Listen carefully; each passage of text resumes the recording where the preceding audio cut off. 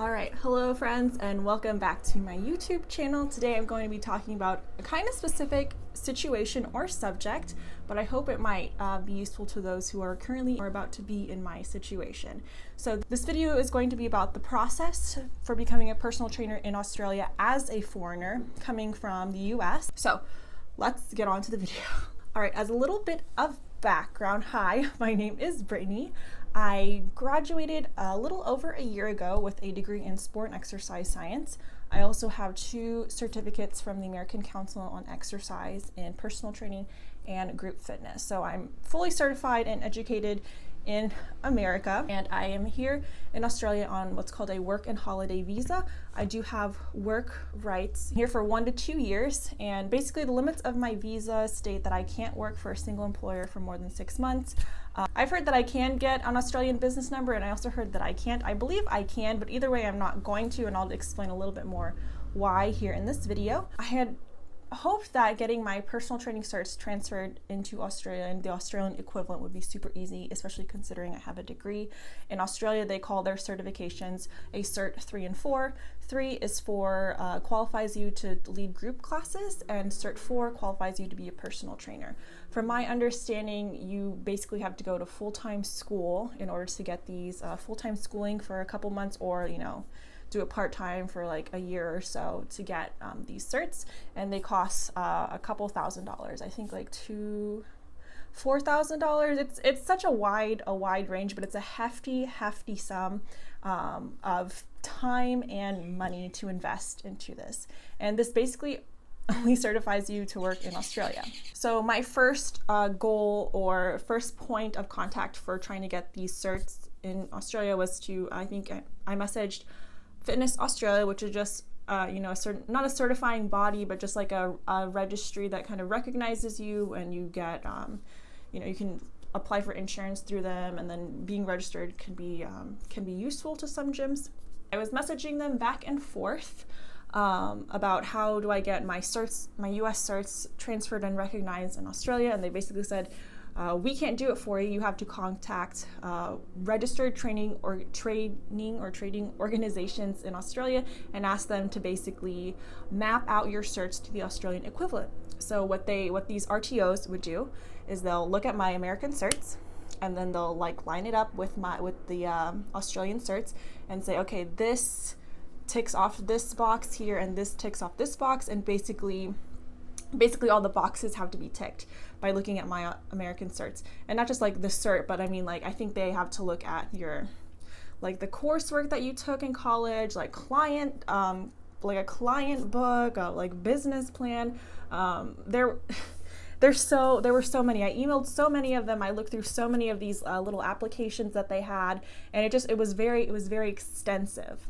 If any of the tick boxes were missing, I basically had to go to their school or sign up for their course and take the whatever's missing so I can get a complete Cert 3 and 4.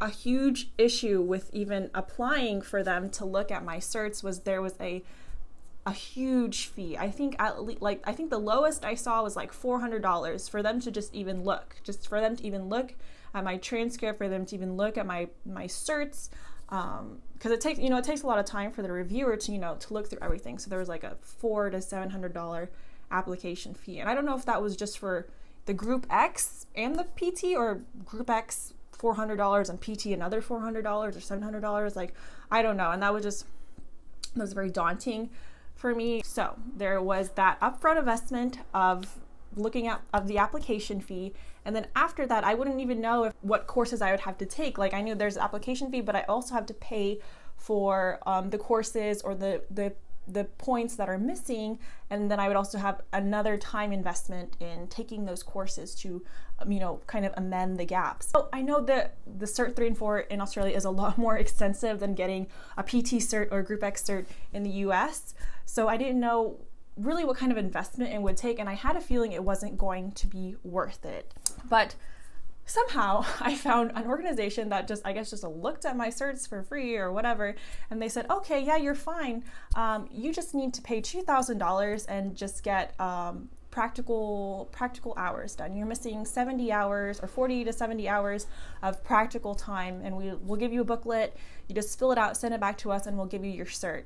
So I thought, okay, like maybe I'll go for that. Like, let me do my research. So I bookmark them, and I'll say thank you. I'll look around gyms in the area once I get to Melbourne and see if anybody would house me for those practical hours, and then I'll $2,000, be a certified trainer, great.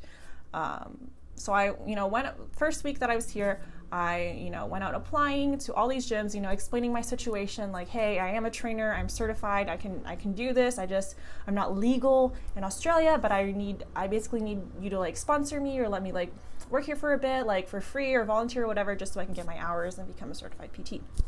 Very frustrating process, and I think this just comes with being a foreigner in another country. I think where you're not familiar with the terms and the rules and everything. So I applied a lot, but really like they would see that, okay, either they would say, oh, you're not Cert 3 and 4, like they brush me off, like they brush me off, not hearing my situation. I had a couple of very nice people actually reach out to me, like you, we want to help you, but like this is how personal training kind of works in Australia.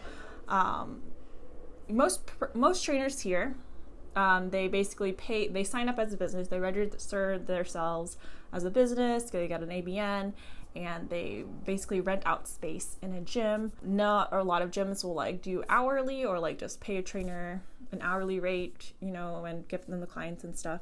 So someone called me to tell, someone like let me know like that's the situation, and they're like, I don't know if you want to get an ABN. And I think it's pretty easy to get an ABN, but I think that either way, it wasn't something that I want to do because I knew it was just a lot more work and paperwork, and plus like I'm a work and holiday maker. Let's be honest about the kind of experience I'm trying to get while I'm here. And the limit of my visa is I can only work for a single employer for 6 months at a time, like at most. So even if I did find, a gym that paid hourly, and they said, well, that's great, like, yeah, but even if you get your cert and we give you clients, like you have to leave in 6 months, like you can't keep those clients after 6 months basically.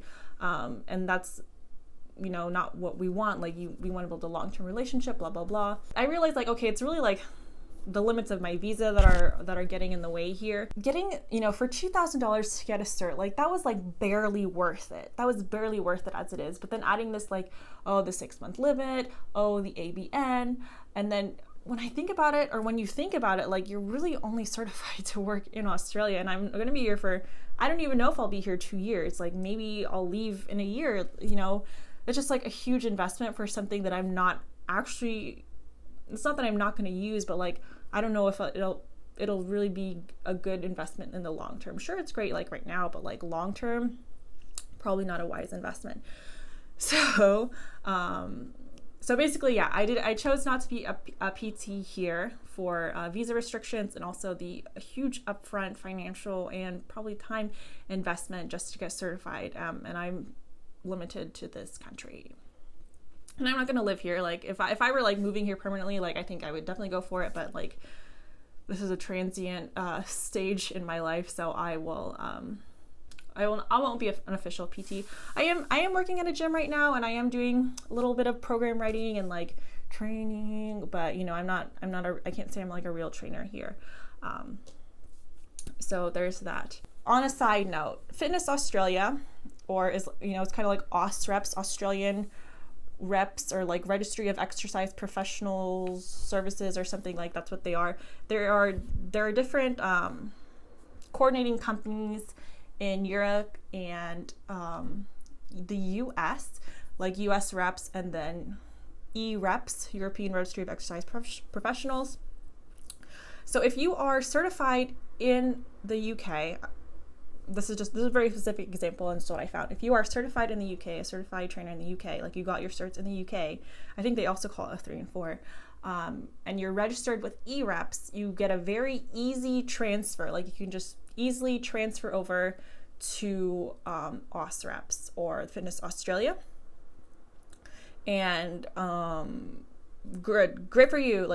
I don't know if you automatically get a 3 and 4 as well, or get a Australian 3 and 4 as well, but they're so similar. I think that it's basically the same. It's either way. It's super easy, much easier if you are certified in the UK or Europe. US, we do have US reps, but they do not have what's called a direct portability program with Australia. So yes, I am certified in the US and I'm registered with the US.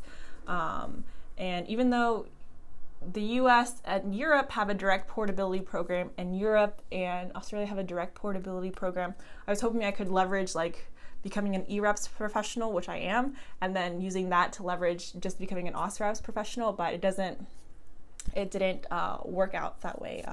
When I explained to them that, they're like, no, it really just matters like where your quals are from, your qualifications are from. So yeah. So if you were looking at that route, I don't know if that's going to work for you as an American, but if you're European, like you probably have a little bit more luck that way, and that's probably way easier than paying $2,000 and going through another course. So that's all I want to say about this process or personal story. I hope I don't sound like, oh, I'm whining, I'm not a personal trainer in Australia. Like, yeah, I could be upset about that, but let's be honest about the time and money investment, and it's honestly like it's not worth it for me to be a certified PT here. I'm just gonna have to pause my official personal training career here and either get back to it or work on some online stuff, which is what I am doing now. So if you like this video, please like it. If you can comment any questions you have. I'm not a professional, but I have gone through this frustrating headache of a process, so I can probably save you some if you have any questions. So let me know below. And yeah, that's all I really have to say. Thank you so much for watching. I hope this was at least a little bit useful, and I wish you the best on your journey. Bye-bye.